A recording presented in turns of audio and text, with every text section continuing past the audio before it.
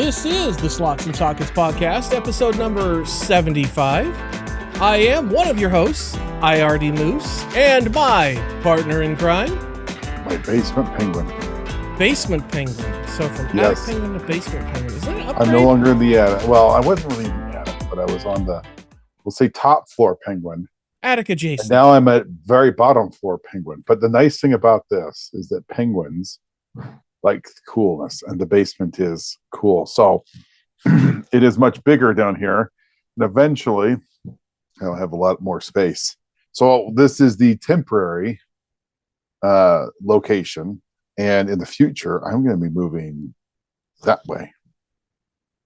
Interesting. So Time will tell. bed podcasts next, because I see there's a bed over there. No, there is a bed there, but there will not be a bed there for long. Oh, okay. So we're not going to get we're not getting Turbo Penguin after dark. We're just going to get Turbo Penguin shifted to stage the left. bed goes away, and I get bed spot. Interesting. Okay, cool. Yes. So anyways, future updates to look for in the podcast. In the meantime, got some interesting things to talk about today. As the title said, Intel sold out, and congratulations, you might have bought part of them, whether you wanted to or not. So interestingly enough, from all the money they got from CHIPS Act, Intel made the understanding that they were going to give the U.S. government 10% share stock. Now, what's interesting, I do not expect other people in the CHIPS Act to follow in the same direction. Because, like, for instance, TSMC has publicly said that they are looking at their options. They will not give away any ownership. They'll give money back before they do that. Right. And the other interesting thing is that I almost sort of wonder if Intel gave them money back because they just can't not have it.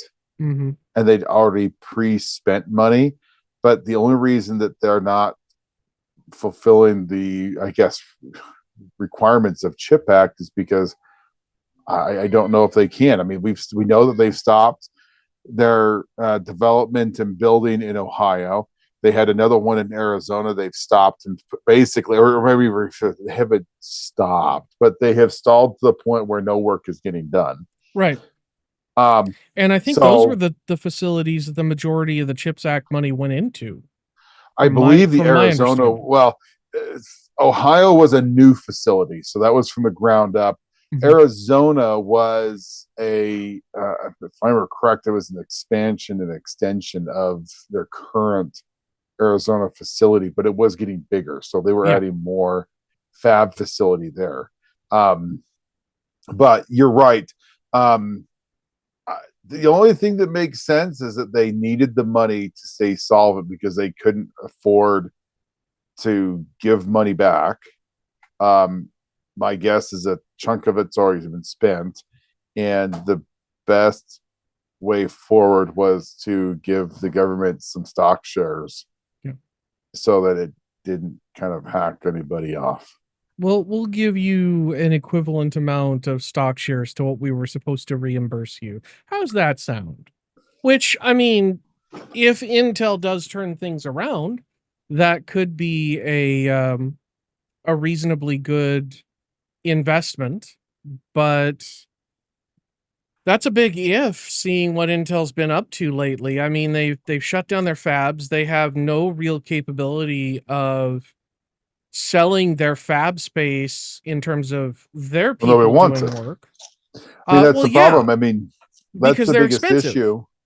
I mean, I think they're realizing that, their processes for, 14A and 18A are not getting, people wanting to come. And the honest truth is I think that a lot of people are not wanting to go to Intel because it's Intel. Yeah. I firmly believe that there is still some understanding that Intel will take whatever design aspect they can. And so I think a lot of manufacturers look at Intel as somebody who's not going to steal their ideas and designs and try to go after their own product stack. And so, Yeah. why is the fab facility? Because it's not separate from the design facility. Hmm. And you have, that's why I think the end game for Intel is for fab to work. I think the only way for fab to work is for design to have nothing to do with it. Yeah. You need a third party to come in, buy them, and pull them completely away from design and say, that's old version of us. This is new us. And by the way, we're not Intel. You Yeah, know, that I think they really do need to separate and have that wall of separation between fab and design. Just because I mean, Intel started back when starting your own fab wasn't really a huge deal. I mean, in compared to now. Um, and so Intel's legacy of being a full stack semiconductor company, I think in the last decade has kind of bit them in the butt. AMD saw the writing on the wall. They sold off all of their fab stuff and they're like, okay, we're just going to focus on making great designs and let fab people be fab people and let them figure out. And that's why we have Samsung and TSMC now making the bulk of the chips in the world that most people use. There are a lot of other smaller companies making stuff, but they're the big guys that are making the really modern well, advanced chips. let's be Intel's honest here. behind. Intel's behind, but the reason that AMD doesn't have a fab is because they had to sell their fab because they were not in a good spot. Right. So, I Which mean, is the they exact owned same Global condition Intel's Foundries. in. It was the same thing. The real question, I think, the problem that we have is that you know you see how AMD did a really good job at what's the word I want to say, legitimately like come back from very very hard times, Mm-hmm. and to the point where, I mean, on the CPU side, I mean, they've pretty much killed off Intel. I Yeah. mean, they brought products that have just really obliterated what they've done. So it'll be very interesting to see um, if Intel can do a comeback. Yeah. I I'm not 100% convinced that they A can or B will. I think they can. I just don't know that they will. I don't I the from my bureaucracy, yeah. the how the internal of how Intel is set up Mm-hmm. has to absolutely just be completely obliterated Agreed. because of Yeah. how segmented each of those different groups are. And for those who don't understand, like, Intel is so structured that to get something done, it has to touch by so many people, but you have to have approvals from Mm-hmm. different groups going back and forth to get something done. Yep.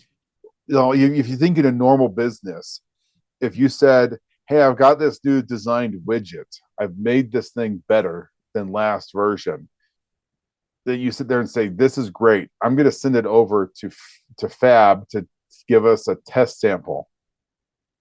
Just that, which things it makes it super easy. Our next widget is there. Make this thing so we can test this out.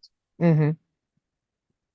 Normal part, or no, in a normal, you know, business organization, it would just be like, hey guys, I have this, can you make this? And it would be just a request from one department to another. Mm-hmm. And then you would probably have some back and forth as the fab people and the design people worked on, how do we make this actually work, right? The fab Yeah. people might say, hey, if we do this, you're going to see these failures, and give feedback, and design has to go back and make some changes. But with Intel, you'd almost have to like send in a request and be like, hey, we want you guys to make this. And they're like, well, we have all these other things that we're doing too. So send in the support request, and we'll see we can get you on. It's like, I guess you guys don't realize, like, this is the next generation of widget. Like, this is gonna make us a ton of money. No, so that's like, it's just so procured to get something simple done.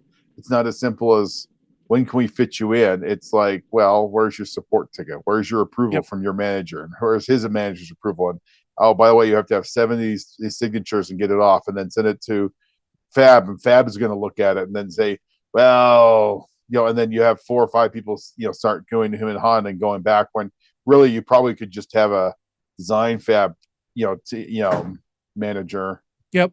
and a Fab manager sit down and work it out and be like, okay, cool, I can move some things around. I can get you in next Thursday.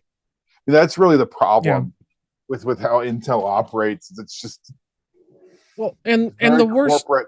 the worst part of it all is that, the one time you forget the cover sheet on your TPS report, you have to start the Oh yeah, whole right. process over. Like, That's come it. on. And that's the But problem. no, Is it's ridiculous. From third party people, if people understood some of these processes to get things accomplished, and I'm not saying that other companies like Nvidia or Radeon or AMD don't have these problems, Sure. but I can vouch that I guarantee you Intel has these problems. And even when you knock out, how many people have they lost? What percentage? Have they lost 30% of their workforce? I want to say it's around 30% if it's not there or It might past be it. even a little bit higher than that. Yeah, But they've even when lost you a lot. do that, the notion is that somewhere someone has to look at how these things are set up and be like, wait, we're doing what? I'm like, why don't you just ask them and have them do it for you? Well, that's not how it works. Well, that's how it's going to work. That's where you Let's start. make it work that way. Yeah, I mean, it needs to work that way, because they need a CEO to do that. I think, realistically speaking, they need to have someone, and hopefully they do have people that are coming in from a business perspective looking at some of this. I don't think they do yet. I think this current CEO that they have, and I keep drawing a blank on his name, I think he's the breakup CEO. Yeah, I think Tan is a breakup CEO. I think he's the hatchet guy that they put in place for everybody to hate, and he's going to escape in a year or two with a golden parachute, because by that point, my supposition is, or suspicion is, he's going to sell off Fab. He's going to sell off probably any memory stuff that Intel does. Probably sell the last of that to Micron. He's probably going to sell off a whole bunch of different business units, and it's just going to go down to a slim, streamlined company like AMD that has no fabs, that is just designing CPUs and GPUs, and because they've even sold off their network division, from what I've heard. Like, I could be wrong on that, but I believe I remember hearing that they've sold off their networking. Which, who made the best NICs on the planet for the longest time? Intel. Everybody bought Intel because it just worked. And it was one of those things where, if you're the guy purchasing network gear and you bought 20,000 network cards for the shop, they won't complain if you buy into Intel. But if you get like some random off-brand Amazon Basics with the Realtek chipset, people are going to start asking questions. So the question I have, though, okay, so at this point, Intel was, well, it was a U.S. company, and China has made a point to, on the graphics card side, warn the private industry about, the concern that, you have all the American companies designing these things, and they think that they're just going to, with a flip of a switch, turn off all of their computers. Do we think that, that could be the case with some of this, or do we think that maybe what that's going to do is have China put more, a lot more development into graphics cards, AI computing, that type of stuff, and processors? Because the honest truth is that as much as you have graphics cards and AI accelerators and these large number crunching, the truth of the matter is you still need a processor somewhere in there to do all of the work to prepare the large scale work that you're doing. Mhm. Yeah, and we already do see Chinese manufacturers doing that with more threads and their swings at GPUs. There's a lot of stuff that's going on within China that we can't see because they've got their own internet. Um, and there's a lot of stuff around that. So, uh, yeah, I mean from what I've read about the Chinese semiconductor manufacturers, though, they're a decade or more behind anything that the independent nation of Taiwan is outputting through TSMC or anything that Samsung is outputting. And so they're building stuff. They actually have their own CPU manufacturers with an x86 license too. And none of it really performs particularly well from what I've heard. None of it really competes at the level of AMD, Intel, or Nvidia in any segment. But the government is starting to use these things, and I think as things go on and how deeply tied the government is into medium and large business, it's going to end up changing over time, unless something changes at the governmental level. Because eventually it's going to become a thing, I think, where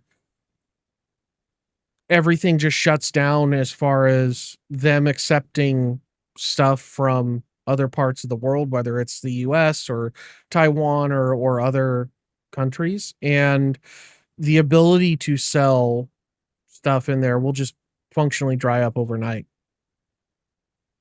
which I don't think is going to be good for Nvidia. And I'm sure that that's something that's playing into a lot of their calculations, like their move to kill the H20. Yeah, I mean, so we kind of saw this coming. United States, sure, you can do it. We just want some money. And now I think China's right or wrong. I don't know the answer, but China now thinks that for the money, they're getting kill switches in all of these H20s that they're approving to come in. Um, so kind of interesting to see if there's you know some movement, but then basically from what we're gathering is that the the demand is dried up to the point where Nvidia is looking at this saying, you know what, it's not worth it at this point. We're not Yeah. going to stop. We're going to stop developing this thing and we'll go back to the drawing board. Well, I think part of it too is that while the top end 5090 is not really available or not supposed to be available in China, um, they're getting them. Same thing with the 4090. They're even at this point taking scrapped 4090s with good cores and putting them on custom boards that take 48 gigs of memory. We saw a lot of that covered in the potentially illegally taken down video from Gamers Nexus, where Bloomberg apparently doesn't like their coverage being overshadowed by a smaller organization. Go figure. But the smuggling is very much real. There are bad actors who are more than willing to bring GPUs in bulk across the border into China and sell them for huge profit. Because Nvidia is the top name in the game right now until we hit a point like we did with crypto, where some brilliant person figures out how to do this in an ASIC or how to do it on more efficiently on FPGAs. And all these high-end GPUs are going into China to fuel their AI stuff. But Yeah, I mean, I think Nvidia just looked at it and they're like, okay, well, so many of these people are smuggling the good ones in. We're probably not really going to sell any H20s. So what's the point? And frankly, I don't blame them. I just hope I that opens up space in the fabs for actually producing consumer GPUs. I mean, I doubt it will, because I Yeah, think the the the silicon that we're talking about, the fab facilities that we're going to make H20, we're never going to make retail pieces. I think it's sure. probably going to be making other, you know, more advanced, large scale stuff that they can export. You know, whether that's Europe or even here in the United States. Um, I really think that, you know, and I don't know. I'm guessing that behind the scenes, AMD, I mean, Nvidia is probably getting some grumblings with some clients, you know, as they're talking about some of these things, because you know it's a design piece too.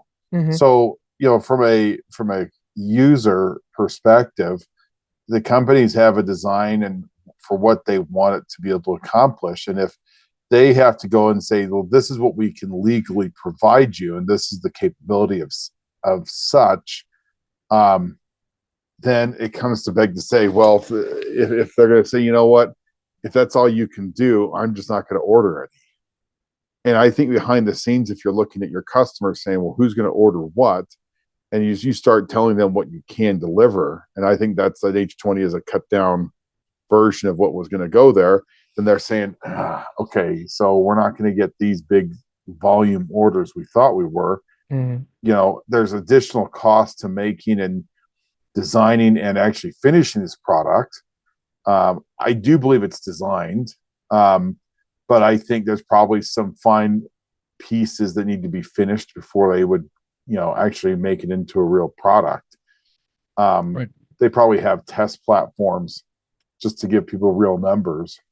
But again, if you can't get it there and you're not going to get the orders, and if it, it seems to me like, you know, China is where a lot of this is coming through. If that's the case, then, you know, I think, you know, businesses like Nvidia have to look at supply and demand and say, is this a product that makes sense for us to make?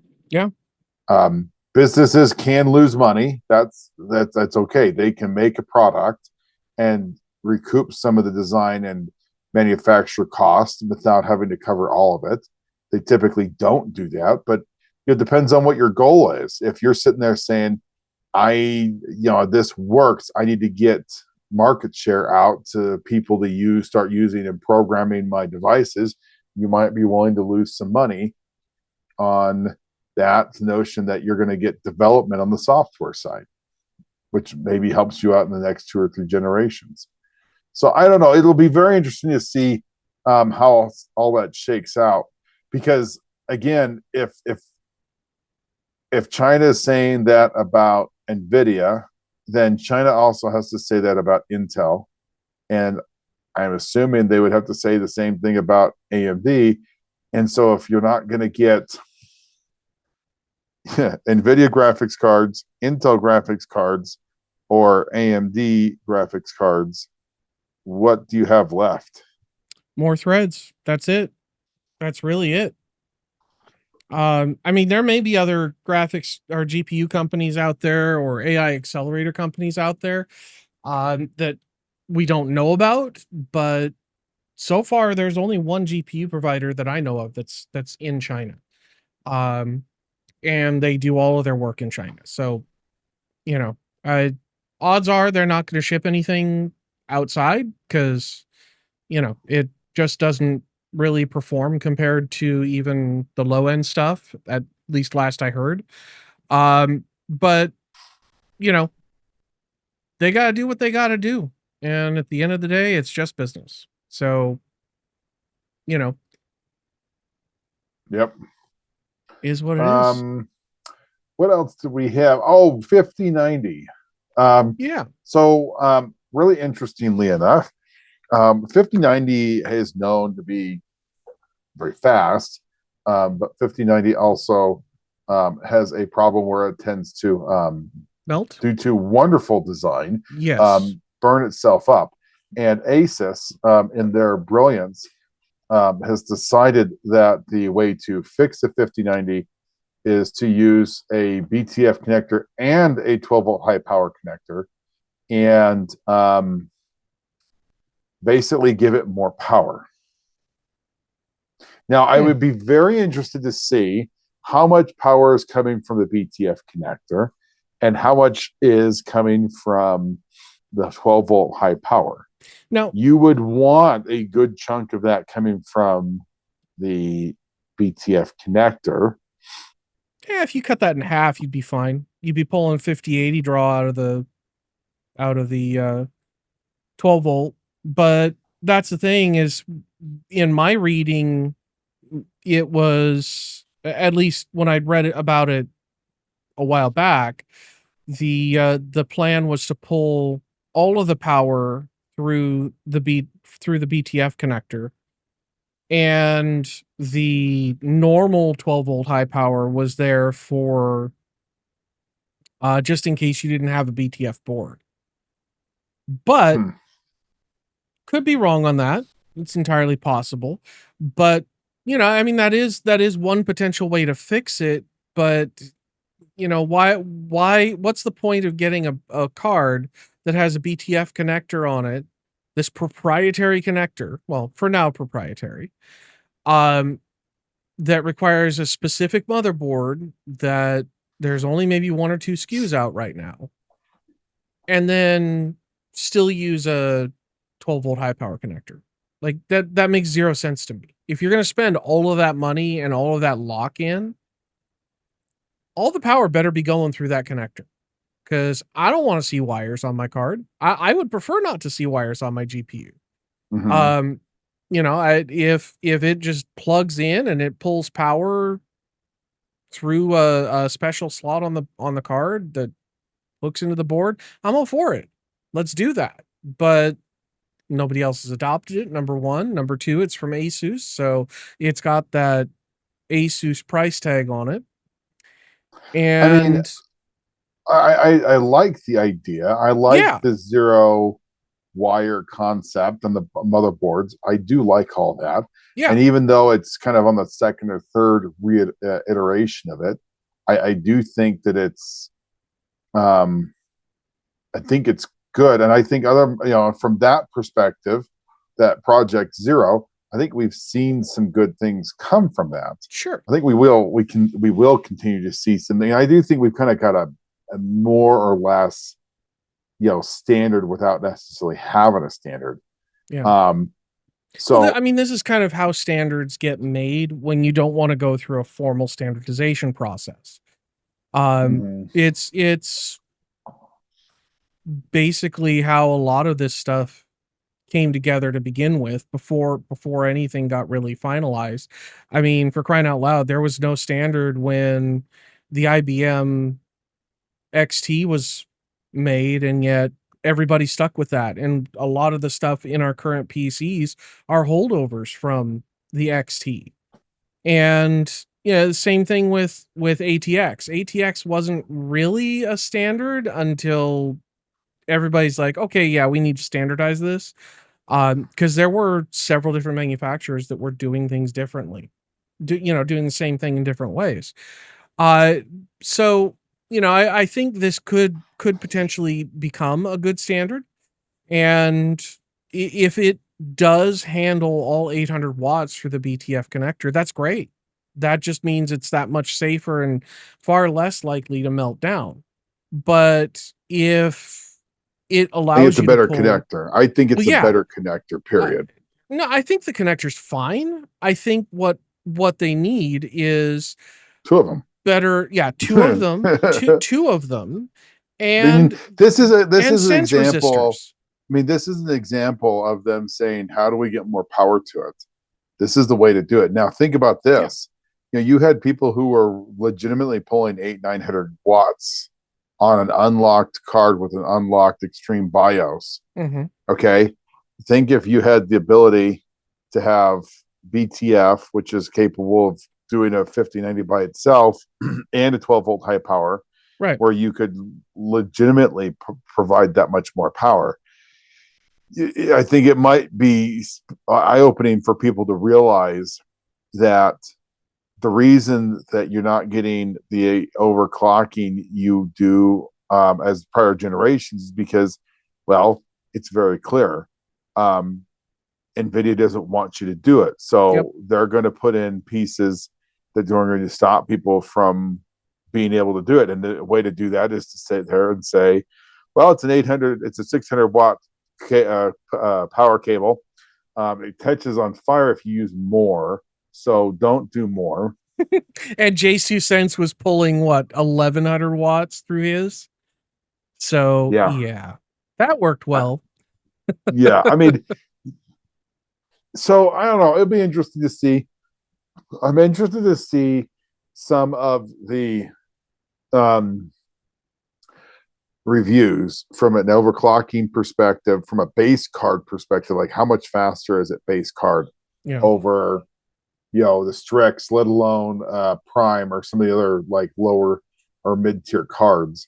Is this really just like an XOC, like a FTW? I yeah. do believe it's nice that I think I expect more, because at 800 watts, it should perform better. What's The really question funny will be is, how much more power, speed are you going to get for that extra power?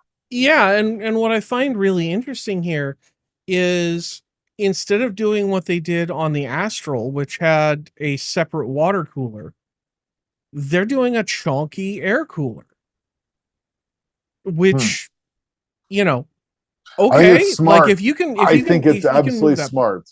No, I, I I'm just saying it's interesting. It's like it's interesting that your previous high end of the same generation was water cooled, but this card that pulls 250 watts more is air cooled. So what magic are you guys running? Because this card has 4 friggin' fans on it.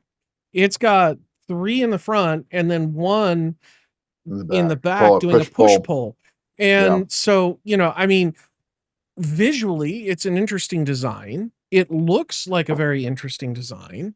Um, I'm just really, It has really a good look to it. I curious. will say I Yeah. like the push pull fan of that. I Yep. like the way it looks. Um, but I'm just interested to see how it performs real life in stock configuration, because in all honesty, um, with as just adding that extra power, you're going to get something that other cards just can't realistically duplicate. And I think a lot of gamers, if you have a 5090, aren't willing to risk that expensive a card Yeah. to get more performance. And it'll be interesting to see, because at that point it's like, and now you can get the performance with the 800 watt mode. Right. So And the thing is, yeah, the thing I really like here is that they made the BTF high power connector detachable. So if you don't have a board that's BTF capable, yeah, you can you're still not use screwed. this card. The question is it going to pull 800 watts through that 12-volt high power connector, which we have seen it can, if it's connected properly, it can pull over 1,000 watts through that connector on an Asus card. Jay's 2 cents has been playing with XOC for a while on it, and yeah, it'll do it. But is that something that's long term stable, or if you use the 12-volt high power connector rather than the BTF, does it then limit you to 800 watts Oh, I or firmly 600 watts? expect, no, it's going to limit you. It is Well, absolutely going to limit you. yeah, and If it you only have says one of if you only have one of them, you're one only of the going to get two. Yeah. 600 watts. The way to get the 800 watts is to have both of them powered. Yeah. Yeah. Interesting. Yeah, no, I mean, it's Nvidia, so I'm not going to buy it just because reasons, but Well, I mean, and I mean, it's this cool. card, do we have an MSRP for that card? Did we? Let's see. If it's less than 3 grand, I'm going to be surprised. Oh, there's no way. They're only going to make 1,000 of these units. Oh yeah, Like, that's going to be like those super limited. Yeah, it is. It's a limited edition. So yeah, Asus. I bet they're going to Okay. be selling that card for 4 grand at Oh, MSRP it's probably going to be more than or more. Yeah. that. Well, I mean, they're still selling Astrals at $3,500. So yeah, it's going to be more. The question is, how much of a profit are they going to take on this deal? Because this also serves as a proof of concept for BTF. Yeah, absolutely. I like the idea So of BTF. I think it's a good idea. I do too. I think it's interesting. Nobody has a price on this. So with only 1,000 made, this thing is going to, I don't know. The loaded question is like, I know that there'll be people who want this. Yeah. Um, Well, it's as Jensen would say, it's the perfect accessory for your $10,000 gaming rig. of course. but but the more you buy, the more you save. Oh my gosh. Um, yeah, that makes no sense. Um, I'm trying to think if we have anything else. Let's see. What else do What we did we have? have? We wanted to talk about.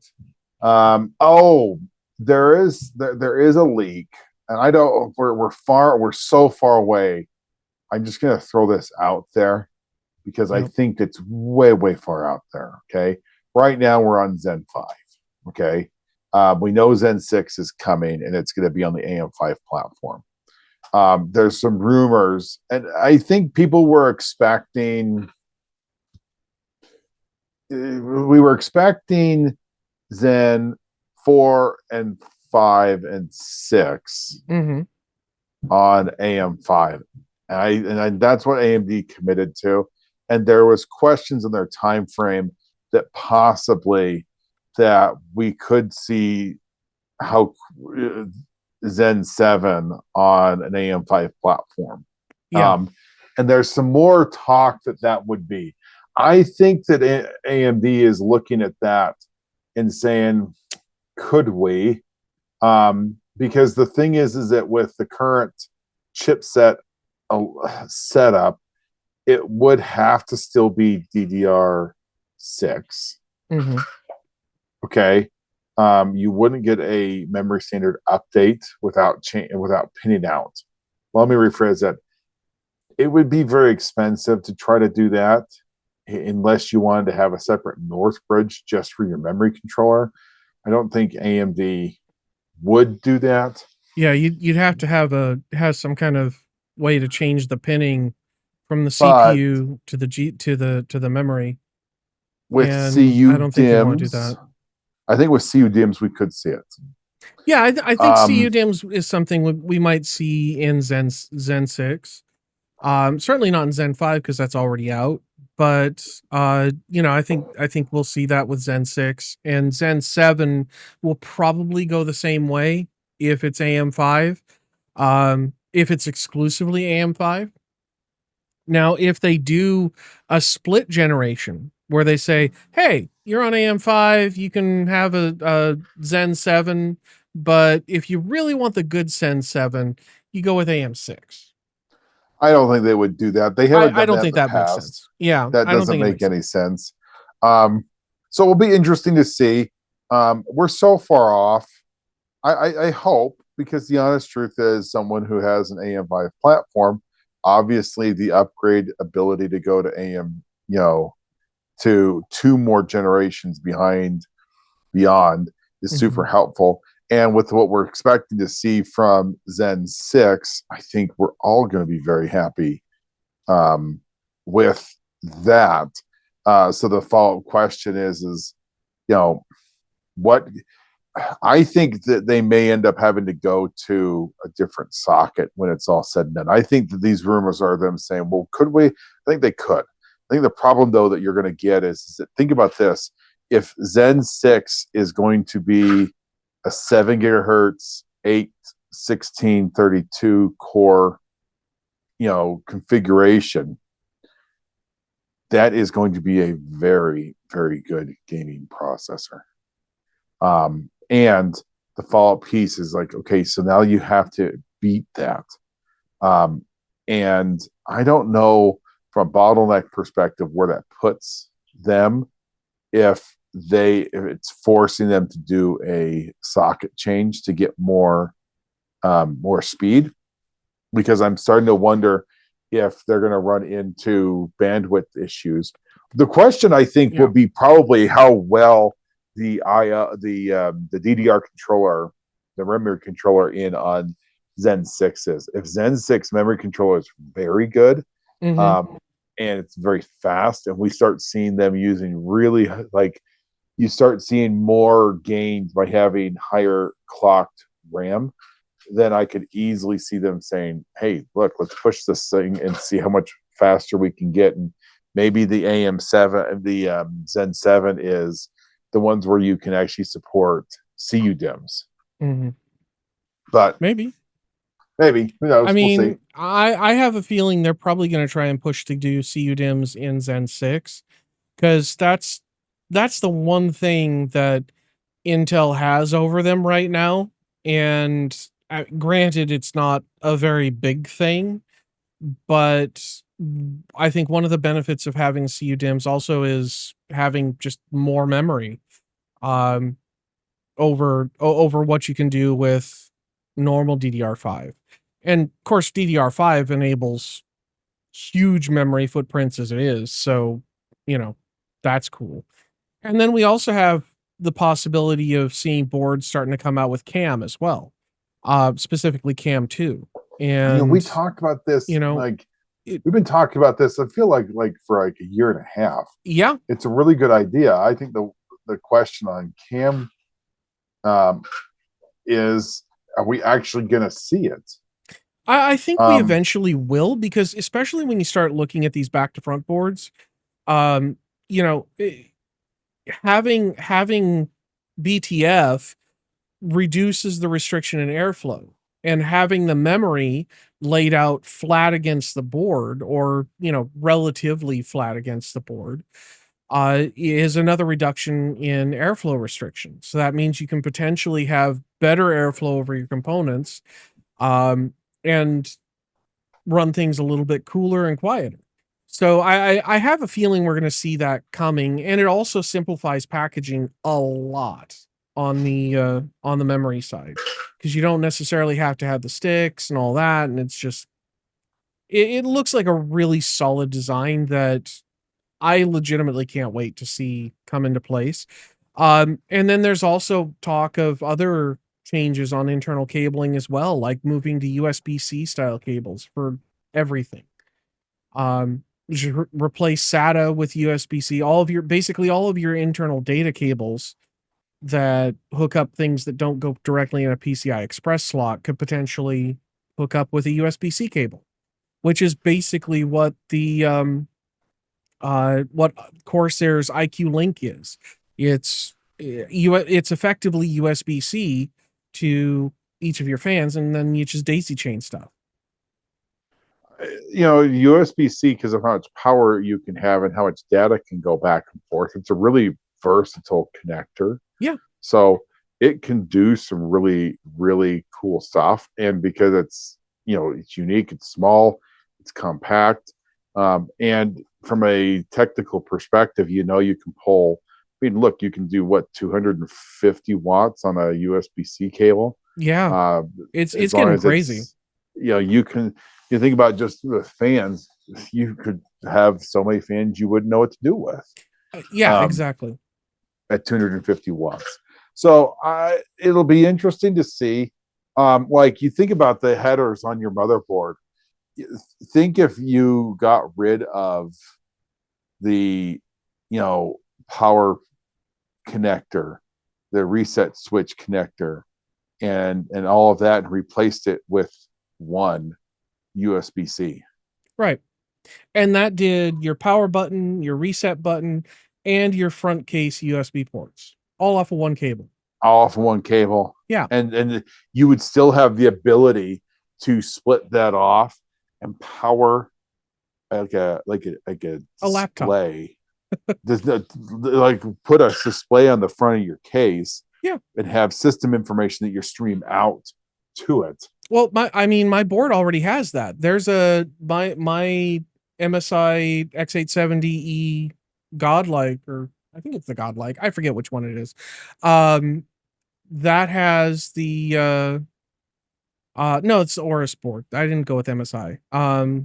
But anyway, I'm drawing a blank on the hardware I bought. There's an internal HDMI port and an internal USB-A port just for that purpose. And so, yeah, it's this is set up for the that height case that has the touchscreen in it already, because that's all you need is USB and a HDMI header. Um, And and with I that, think, it would be as simple as just plugging it in and yeah, installing a piece of software that would recognize and let you you don't even configure. need the software. That's the thing. Well, It it just depends shows on up what as a it is. display. Or it depends on what it is. I mean, that's Yeah. the loaded question is how they design it. So, Yep. but Exactly. it'll be interesting to see because I think we'll have some changes there. Um, you could really, from a peripheral perspective, I mean, you can run everything off of one USB C. Yeah. You could All of the do internal components audio, except for the you can graphics do your card. network, you can, and the notion is that you could have backups for all of that. Think if you had like a backup, like network connector that was, built into the case, Yeah. and you're say, well, if your motherboard connector goes bad for whatever reason, the case has a, 5 gig network jack Yeah. Could do running that. off of USB C. Yeah, instead of having the front panel audio just be two dumb audio jacks, you can put a high quality USB-C based DAC in there and have actually good quality audio that Mm-hmm. doesn't pick up all the noise from inside the chassis. So yeah, I mean there's a lot of benefits to doing that, and even just using the USB-C protocol.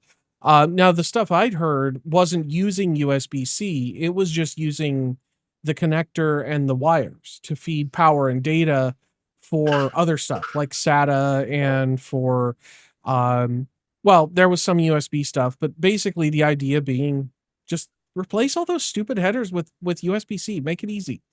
From Back. a modular perspective, you could do a lot of really cool stuff. Mhm.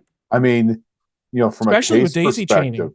yeah, I mean, you could do. I mean, Leanne Lee would love to do something like this, where you could have different upgrade options that run off of that USB connector. So again, adding in, a new Wi-Fi standard. You could do that if you use the Leanne Lee version of it. Yeah. Network jack. Do that. Add more. USB 4.0 or whatever it might be. You could add a bunch of stuff. So Yep. it'd be interesting to see if if there's benefit for that, because especially you think about this from like a full ATX, but think if you had something like that modular ability in Mhm. an ITX case, Yup. where you sit there and say, well, if your USB, your network card dies or your Wi-Fi card dies, this one's already got, you can just plug in this module and instantly get, full Wi-Fi 6E or 7. I mean, It'd be cool. you kind of already have that with USB-C dongles for Wi-Fi and for 10 gig network as it is, but kind of to your point, none of it's built into the case, and if your onboard NIC just craps the bed or your onboard Wi-Fi dies for whatever reason, because that does happen, uh, then you got an extra dongle you have to schlep around with your computer if you ever move it. Um, and so yeah, I think building some of that functionality into the case is potentially going to be where we see future value adds from the likes of Leanne Lee and Height and all those guys, because once you have a standard connector that everybody uses, it just becomes dirt cheap to use because literally everybody uses it. So everybody makes it. So yeah, I think on that bombshell, we will call it a show for this evening. Thank you all for giving us a little bit of your time. We do appreciate you. And remember to jump down in the comments below in the doobly-doo and leave a comment there so YouTube doesn't think you're a bot, even if it's just a beat boop. And even if you are a bot, go ahead and comment. Yeah, actually, like bot comments. The bots can comment too. We could use the interaction because we appreciate you. And do remember to like and subscribe and do all the algorithmic goodness that YouTube rewards us for. That way we can keep doing more shows for you, and we can keep saying, have fun storming the castle. Good night, everybody. Good night.